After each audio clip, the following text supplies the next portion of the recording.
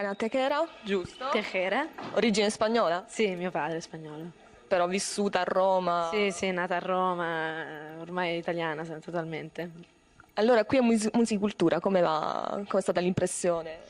Ma comunque è un festival che io amo molto, quindi sono felice di essere qui per la seconda volta, sono venuta 2 anni fa e quindi comunque è sempre un piacere. Adesso spero che possa proseguire questa bella avventura. Tu hai già partecipato al Festival di Sanremo e anche collaborato come autrice ad un brano di Marco Fabi, giusto? Sì, di Marco Fabi, anche di Tiziano Ferro, ultimo adesso, e Barbara Eramo, un po' di artisti della scena anche romana.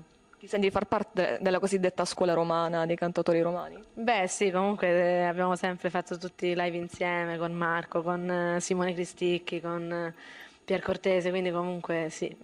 C'è un bel fermento a Roma, musicalmente parlando. Sì, penso che stia crescendo questo movimento e mi piace perché c'è spessore, c'è voglia di dire. Come descriveresti la tua musica? Cosa vorresti trasmettere?